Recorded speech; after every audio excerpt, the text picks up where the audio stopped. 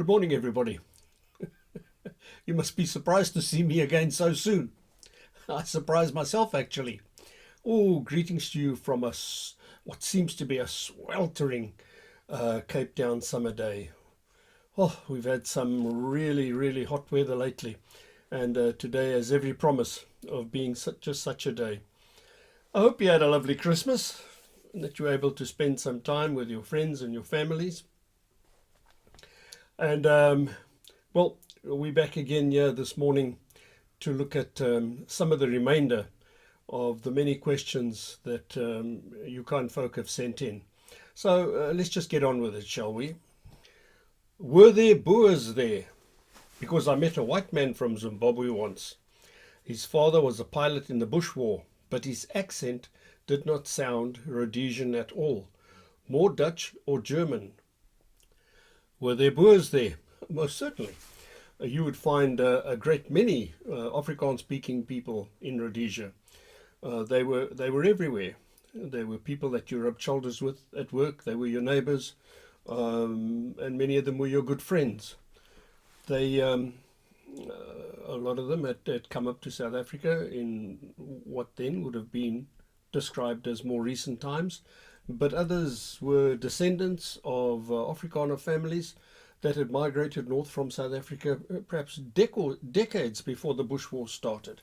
And they were in every sense true Rhodesians. But you know, that's the thing, and I need to explain this to you, if I may. Rhodesia had a certain enchantment about it. And whether you came from South Africa or whether you came from Portugal or Greece or from Britain or from America or New Zealand or Australia, wherever it was where you happened to hail from, once you set foot in the country, and you may have come there for a visit, for a holiday perhaps, or you may have come there seeking work. But it seemed like with so many people, once they stopped and they looked around, they say to themselves, hey, I really like this place. Rhodesia's got a lot going for it. The streets are clean. There's law and order. I feel safe walking around here. The hospitals are absolutely fabulous. The educational system, second to none in Africa. This place has got a lot going for it. I feel like I want to be part of this. I feel like I can make a contribution to what's happening here and to the development of this country. And many people felt like that. If you read a lot, and if you haven't read this book yet, because it's a very interesting book, and in one little part he illustrates this very thing that I've just said. It's a book called See You in November. It'll be well worth your while to try and get hold of it. Here was a man, ex-special forces from England, came on a visit to Rhodesia, threw his lot in with the country. So although we would have Afrikaners and Greeks and Portuguese and all the rest of it there, I mean, we were quite cosmopolitan in some respects. Although we would have Afrikaners there, and they would have their own particular culture. You know, they were largely speaking Calvinistic people whose social lives seemed to revolve around the congregations of the churches that they belonged to. Hard-working people, honest, upright people, dependable people. They had all those characteristics with them, which I suppose derived from the Boer ancestry that they had. But on a patriotic level, you would not find those people saying to you, oh, I'm a South African, or I'm a Greek. They may say that for your own interest, just to understand where they come from. But in their hearts, they were Rhodesians, no question about it. And many of them would rather have regarded themselves as Rhodesians than the countries that they hailed from. Most certainly that's true. Even today, I mean, I get comments. I got a letter the other day from a man, and he said, you know, one of the things that really bothers me is that I was born in South Africa, but my family actually lived in northern Rhodesia. But while we were down here on holiday, my mother had me. And so I am technically a South African, but man, that really bothers me because I'm a Rhodesian and I should have been born up there. So, Rhodesian citizenship, if I can put it that way, is something that folk aspire to. They did then. And it wasn't something so much that was handed to you. It was something you acquired and you took for yourself, and you were proud to hold your head up and to say to the world, "I'm a Rhodesian. Well, I've only been there 4 months or 6 months, but I'm a Rhodesian." And those people fought for that country, and many of them died for that country. So you see, if it should be that you might hear a song with the words "Rhodesians never die," and by now you probably have heard that song, you might think to yourself, well, that's a little bit of a silly thing to say. I mean, at some point, surely the last Rhodesian is going to expire and there will be no more living Rhodesians. So how can you possibly say Rhodesians never die? Of course they die. They're human beings. They die like everybody else. That is not exactly what the song's trying to say. You see, Rhodesia was not just a geographical place on this planet that we live on. Rhodesia is a point of view of life. Rhodesia is the way you view the universe. Rhodesia is your collection and your set of values. These things are not written down on a passport or a piece of paper. These things are inscribed on your heart. And there are some of you who have never been to Africa. Perhaps you've never had an interest in Africa until perhaps you've come across videos such as this that we've been making, or videos like John Van Zyl has been making. And you've thought, hang on a minute, there's something about what these people are saying that resonates with me. I feel a pull toward that country, although it doesn't exist anymore. And your curiosity has made you investigate a little deeper and find out where was Rhodesia, what did it stand for, what went wrong over there, how come this beautiful land just doesn't exist anymore, how did all these things take place. And if you do so with a twinge of sadness, and you think to yourself, man, I wish I could have lived in those times. I wish I could have been there to have seen and experienced all these things for myself. I wish I could have made a contribution to that land. My friend, if you think like that, let me tell you right now that you are already a Rhodesian. You're a Rhodesian as much as anybody that was born in that country. And the influence that country has had upon you, it will have on others, and it will have on people for generations to come. So yes, in that sense, Rhodesians never die. Yes, we did have a lot of Afrikaans speaking people there, and we are grateful for them. They made an enormous contribution to the stability of that land. Okay. Have you ever heard of the Zane charity? There's a section that helps Zimbabweans who served in the British Armed Forces. So that will be before 1965. I donated to them in the hope that a lot of those guys also served in the Rhodesian Armed Services post 1965.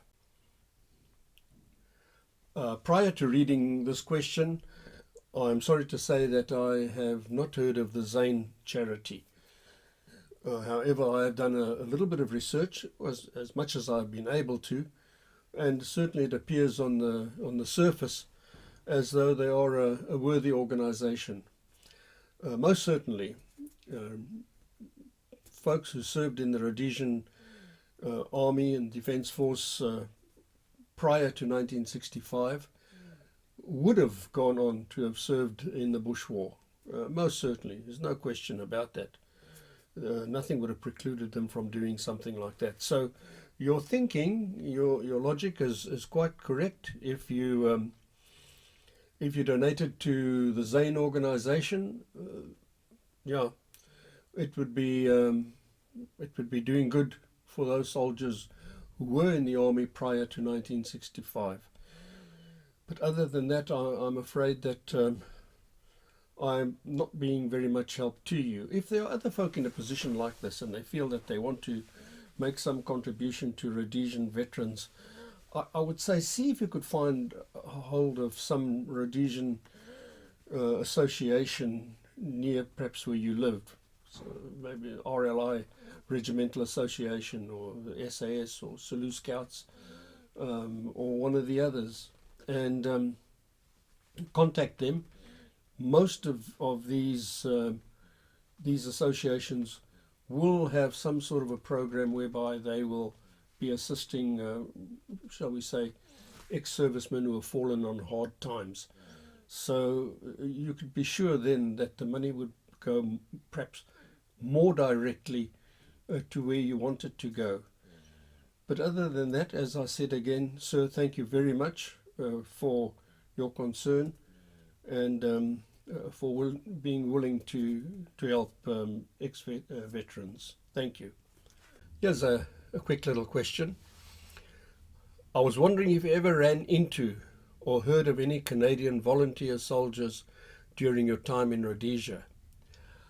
I wish I could tell you otherwise, sir. Unfortunately, personally speaking for myself, I did not meet any Canadians, and to my knowledge, I don't remember hearing of any of them serving as volunteers in our army. That does not mean to say by any means that there weren't. I'm sure there were. We had people from all over the world serving in the Rhodesian army, and I've no doubt that there were many Canadians there. It's just that, unfortunately, I myself never came across any. I'm sorry about that. Were there any coloured, Indian or Asian soldiers in the armed forces?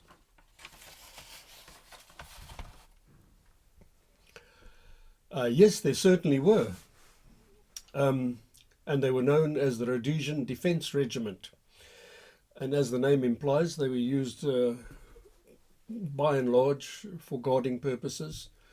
They guarded important installations, and by all accounts, despite the fact that it seems that regiment at some point was getting a bit of bad press, if I may use those words, nonetheless they seem to be doing a good job. I only ever visited a base camp of theirs on one occasion, and I was struck by their sergeant major as being a very capable and a very good man. He had a grip on everything that was going on there. The men respected him. They jumped when he gave them orders. I saw, to my mind, the place was as well disciplined as any other military establishment that I was familiar with. And in fact, it led me to ask myself why it was that these men were being used on guard duty for the most part. I thought it was a bit of a waste of manpower. I thought perhaps they should have been with us in the bush. It wasn't a racial thing, certainly, because, I mean, we were working alongside Africans. So there's no problem in us working alongside coloured or Indian or Asian people. I didn't see that could possibly be a problem. Many years later, Lieutenant Colonel Bill Dodgen, in a conversation that I had with him, mentioned the fact that some of them were Muslims, and it was very difficult dealing with casualties. If one of them was killed, if a Muslim was killed, the army did the very, very best it could to accommodate the family. And so the body would be brought back to Salisbury post haste to enable them to lay that person to rest before sundown. And sometimes this required other soldiers to take enormous risks in retrieving the body. And he said this, he felt, was an extra burden that the security forces had to bear. And it may have been partly the reason why they were kept, so to speak, off the front line and, just kept a little bit back from the serious fighting. Although, I've got to tell you, a lot of them perished in that war, and they did their bit. They gave their lives for their country. In fact, I think that the other part of the reason is that they were never a very large community. I mean, if you lived in Salisbury, I mean, you will remember Arcadia, Ardbenny, small little areas, Belvedere. There weren't that many. And I think it was also partly due to the government trying to protect that community from too great a percentage of losses, that these men were sort of kept back from any serious risk. But yes, we had coloured, Indian and Asian soldiers, and my thanks to them for what they did in keeping the country safe. What reasons did people give for signing up for the army? And were they the same between black and white soldiers? What were the reasons? I suppose if you ask 10 soldiers, you get 10 different reasons. But let's just begin. You'd have people who had decided that they would make a career of serving in the Defence Force. You have them in every country. They're known as your regulars. And they are professional men. And their reason is that this is my job. This is my career. This is what I do for a living. So you'd have your regular army. And then you'd have your territorial army, where you'd be told, I've got no choice. The government has conscripted me. I'm called up and I have to go. So that's my reason for being here. But within the territorial army, you'll also find other people, and they're usually people from other countries, like my American MAG gunner, who had arrived there from Vietnam, a man with the right credentials, and he was taken on and put in a territorial battalion. But in actual fact, he was also more of a professional soldier than the rest of us were. We would finish our call-up and go back to our places of work. He would finish his call-up and immediately step into another call-up after a few days of rest. So with him, he may as well have been a regular. And there were a number of people like that. When we get to the Africans, there were some of them who also felt that this is my job. I did this before the war, and now the war is here, and that gives me the reason for my existence. Black regulars from the RAR. But amongst many of them, it would be a family tradition. My father was in the RAR. That's why I must be here. And my grandfather served there before my father did. So he had every expectation that his sons, when they grew up, would follow him into the regiment. That was just the culture of mostly amongst the Karanga people. They found themselves in the army. That's where they wanted to be. Then you'd meet other Africans, and I did meet a few of them. I met them down at the RAR depot at Bala when I was there on one occasion, and I saw a line of people stretching from the gate of the depot all the way down to the main road, which eventually would take you to Bulawayo. And there were hundreds of them, and they would queue up there from early dawn, hoping for an opportunity of being signed on with the army. Now, these were things that I saw with my own eyes, and people would find it hard to believe that so many Africans were fighting, as it were, to get into the army. Now, amongst some of those recruits, I did have the opportunity of speaking to some of them and asking them, why do you want to join the army? And a common theme, I mean, only spoke to about 6 or 8 people there, but I think every one of them said the same thing to me in a different way, that the terrorists had come into their village and had killed a family member, and they were out for revenge. They specifically wanted to get into the army because they wanted the opportunity of coming to grips with the enemy and killing them. So that I didn't find amongst the European troops. Nobody, I think, ever said anything like that to me.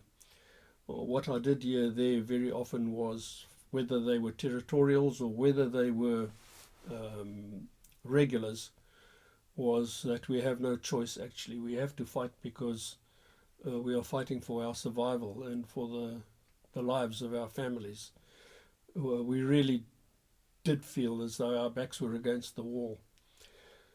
I met one African man in 5RR, and I will never forget him because he made an indelible impression upon my life.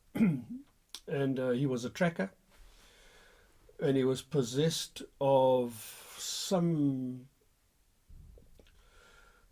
force. I don't know what was driving him. We spoke about it sometimes behind his back. He was almost wild and impassioned about killing terrorists, far more so than anybody else that I knew. Tex came a close second, our company commander. I mean, he was just, like, lived for nothing else except to kill these people. Well, this African was worse than that. And they'd go out on the spoor. He'd go through a ritual first, they'd tell me. He didn't work with me in my call sign, which was a pity because I would have loved to have had the man with me. But I knew him, and we all did. And when they found spoor, he would go through a whole mystical ritual. He'd take some dust off the footprints and smear it on the muzzle of his R1. And he would say, now my weapon knows who to look for. It's the man that made this footprint. And then he would take a piece of grass from the trail and then tie that onto the barrel of the rifle. And he'd say, now my rifle is tied to the spoor. It won't wander anywhere. I just have to go where my rifle goes. And then he would set off after the spoor. You can't go forever and ever and ever. You've got troops with you who are not trackers and who are heavily laden with all, some people just can't get it into their heads that leave the bathroom sink back at base camp. Don't take it with you. I mean, it's amazing what people will carry in the bush. Those who aren't follow-up troops. And so you've gone a few hours and then they start muttering they want to stop for a smoke break or they want to cook something and eat something. And this African would go berserk and he wouldn't want to stop. And eventually the tracker controller would have to say, look, we've got to stop now because in the end we're going to have no troops with us. They're going to abandon us. And they told me, would take his R1, rest it like this in his arms, and he would be doing bunny hops, and muttering under his breath, come on, come on, come on, how much longer, how much longer? And everybody else is flaked out in the shade under trees, and sweating profusely, and this man is honestly almost foaming at the mouth in his impatience to get in amongst the terrorists and to kill them. He was a true warrior, really, this man. And I was so sorry to hear later that he had stepped onto a tripwire for a POMZ and it had blown both his ankles off, and so he was invalided out of the army. And I don't know where he is today or what would have become of him, but this man was filled with something that just forced him on and on and on and on and on. So yeah, there are many different reasons why people found themselves in the army or wanted to be in the army. Um, and I wonder if it's not the same in most armies around the world. I'd like to know about the safety measures and concerns the farmers took during the war. Well, of course, the first thing that springs to mind is the danger posed by landmines. These devices were extremely powerful and would hurl a truck weighing many tons high up into the air.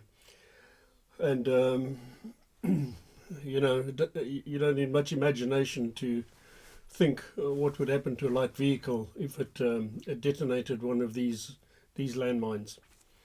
So many of the farmers had Land Rovers which they modified. They were supposed to be mine-proof, but there is no such thing as a mine-proof vehicle. Mine protected, perhaps, and this is what they did. So the doors would be removed, conveyor belting would be riveted onto the underside of the mudguards.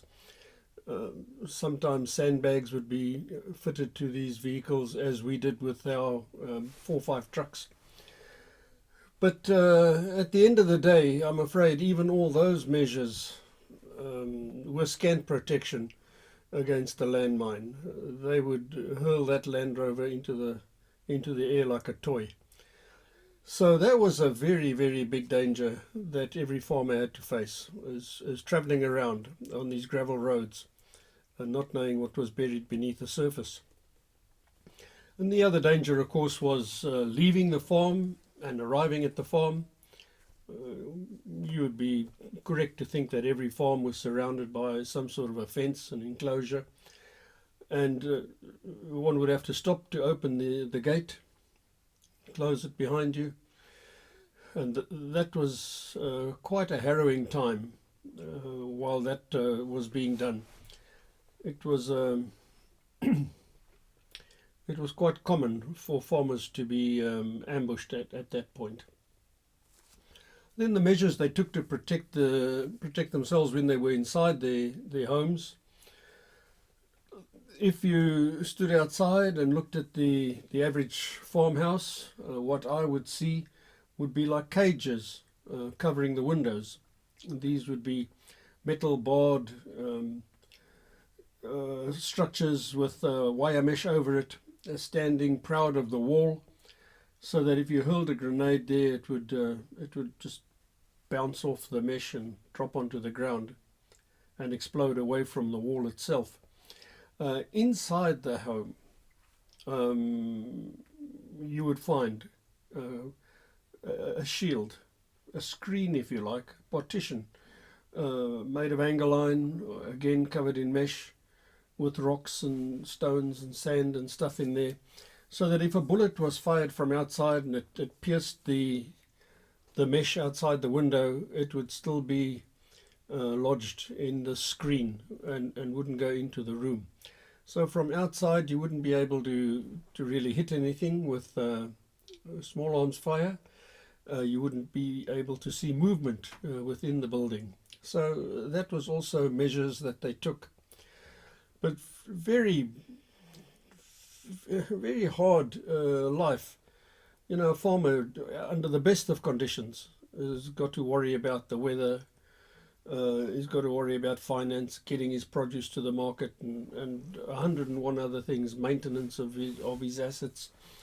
But the Rhodesian farmer, in addition to those things, had to have one eye over his shoulder every moment of the day to make sure that he and his family weren't attacked. And if they were, it was a very, very difficult situation to be in. All farmers were well conversant with firearms. His wife would certainly know how to use a weapon and to take care of herself. and the children too, depending on their ages, would also be proficient in handling firearms. And that was the best you could do, is just try and beat them off until help came. Attacks were usually done by terrorists using RPG-7s, and I've heard stories where the rocket would hit the inclined angle of the thatched roof of the house and go flying off into the night sky, which was very good. Not so satisfying for the attackers, but some relief for those inside fighting for their lives. This happened very often. Farm attacks were very common, I think. The war started off with an attack on a farm. The farmer and his wife were brutally murdered. There's a great deal of ingenuity on the part of the farmers too. I've seen devices fitted to the top of vehicles. From a distance they look like a set of bagpipes on the roof, but they're actually barrels arranged in a circular configuration. And from inside the vehicle, if the farmer was ambushed, he would just pull on a handle, and these barrels would all fall down into a horizontal position, and in the process they would fire and discharge shotgun rounds into the bush around them. And I believe these things were quite devastating in their effectiveness. Other devices that I saw that farmers had employed was sort of homemade claymore mines. And there was a name for these things, and I'm sure that somebody watching the movie will be able to quickly point it out to me. Oh, that was a such and such a device.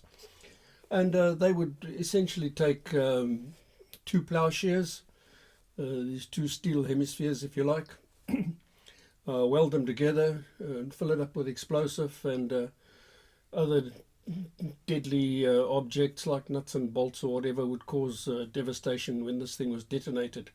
And I think they would detonate it electrically. So you'd have these hung around a farmhouse as well, and very effective, I'm told. Certainly, just looking at them, you don't want to step near them. You feel that you'd rather be as far away as possible from these round black objects. So, hard life being a farmer. They had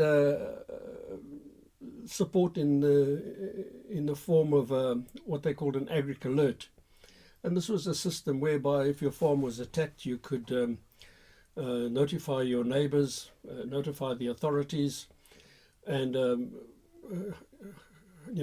hopefully help would be sent to you as soon as it was possible. Sometimes it wasn't possible. I can well recall one particular night when we were based up at a deserted farm. I think if my memory serves me right, the farm was called Oakleyan, and it was somewhere near Sipalilo. And that particular night that we were there, I stood on the veranda of this little farmhouse, and on almost every point of the horizon I could see and hear farms being attacked. Then there, then there, then across there, and you could hear it in the night. It was like standing watching a fireworks display. And I thought, dear me, is this the end of the country? It seemed like such a prolonged war. But of course it was just that night, and they had probably, the gooks in the area had massed together somewhere and had planned this one night attack on as many farms as possible. So it was a very dangerous occupation. In addition to that, the farmers usually had military commitments as well, in the sense that they were liable for call-up. The greater bulk of them, I think, went to the BSAP, to what we call PATU, that's the police anti-terrorist unit.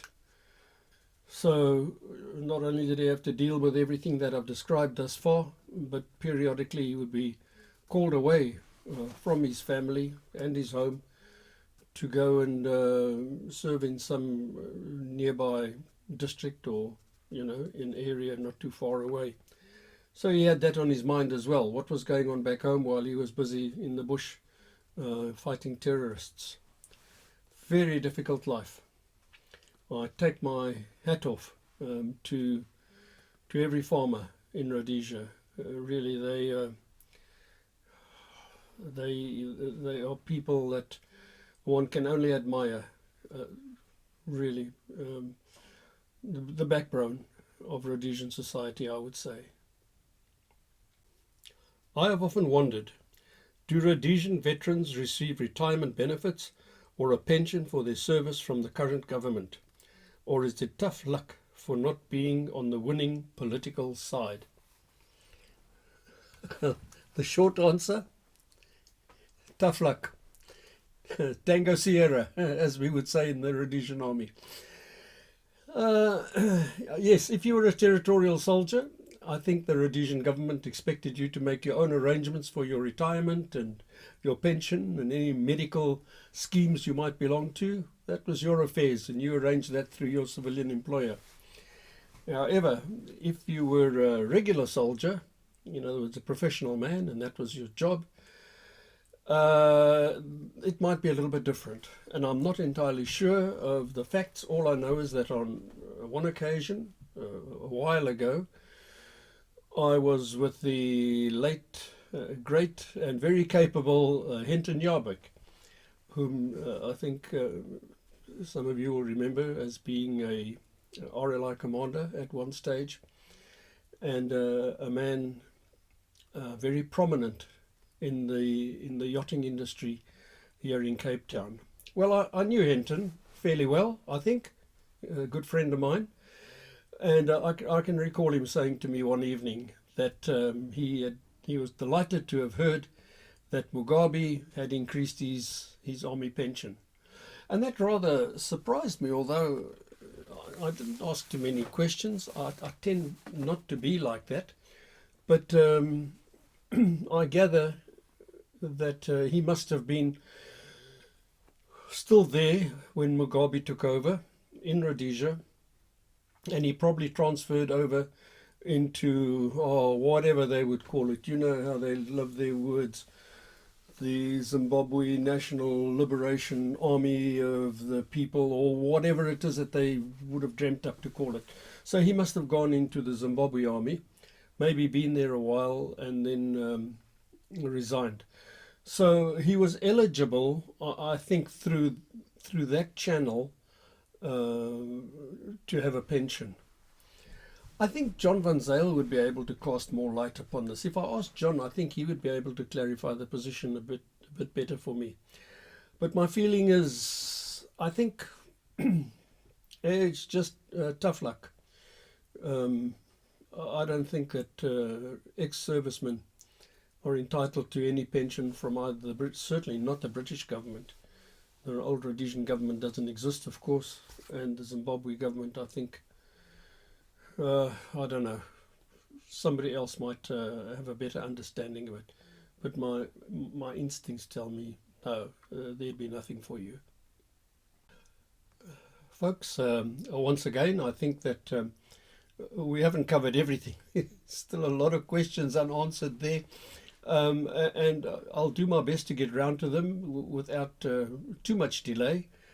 I don't know if it'll be as quick as that this video was made, but I'll try not to wait too long.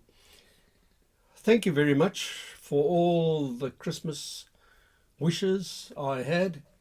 You know, we're at the threshold of another year, and as I said last year, that I hoped 2021 would be a better year for you. I don't know how you found it.